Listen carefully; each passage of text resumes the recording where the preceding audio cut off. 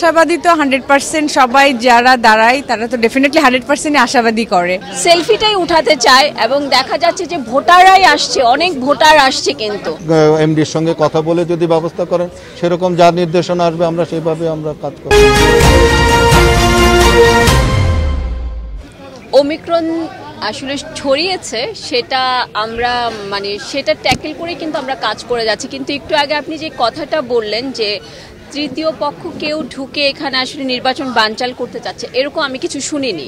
আরেকটা যেটা এখানে আমাদের যিনি এমডি আছেন, যখন আমরা এমডি সাহেবের কাছে গিয়েছিলাম জায়গার ব্যাপারে যে আমাদের যে প্লেসটার পারমিশন, তখন কিন্তু আমরা ওনার সাথে কথা বলেছি। তখন উনি বলল যে যেহেতু কনস্ট্রাকশন চলছে সামনে একদম ফ্রন্ট গেটটা পুরো খোলা, তো বললো যে আসলে এখন একটু এরকম হবেই। আর যেহেতু আপনাদের নির্বাচন, আপনারা আসছেন, আপনাদেরকে দেখার জন্য অনেক মানুষও ঢুকছে, তো এটা আসলে যেটা হচ্ছে যে এখন কন্ট্রোল করা আমাদের জন্য খুব ডিফিকাল্ট। কিন্তু এমন কোনো লোক এফডিসিতে ঢুকেছে বলে আমি এখনো পাইনি, কারণ আমরা আসলে দিনের বেলা আসি, যারা আসে সবাই হলো আমাদের সাথে সেলফিটাই উঠাতে চায় এবং দেখা যাচ্ছে যে ভোটাররাই আসছে, অনেক ভোটার আসছে। কিন্তু আপনি যদি বহিরাগত থেকে বলেন, ভোটাররাই কিন্তু বেশি আসছে, ওনার সাথে হয়তো একজন দুজন আসতে পারে। তো এফডিসির ভিতরে আমি এখন এমন কিছু ফিল করিনি।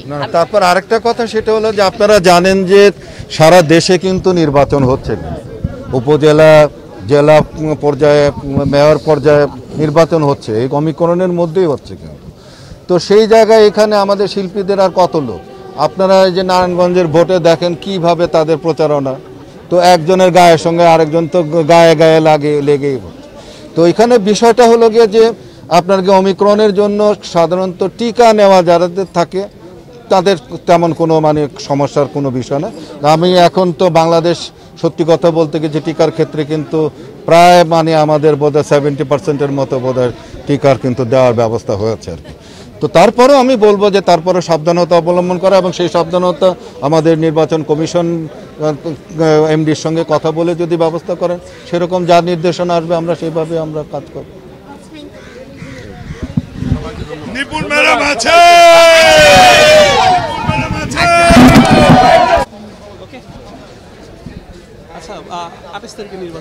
জি,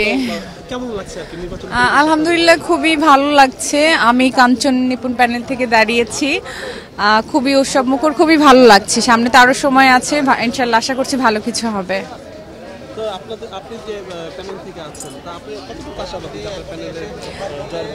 আসলে আশাবাদী তো 100% সবাই যারা দাঁড়ায় তারা তো ডেফিনেটলি 100% আশাবাদী করে, তো আমরাও 100% আশাবাদী করছি। না না না না, এটা হওয়ার প্রশ্নই আসে না, কারণ হচ্ছে যে আমরা দুইটাই কিন্তু একই পরিবার, তো পরিবারের মধ্যে সহিংসতা হওয়ার প্রশ্নই আসে না। Thank you so much.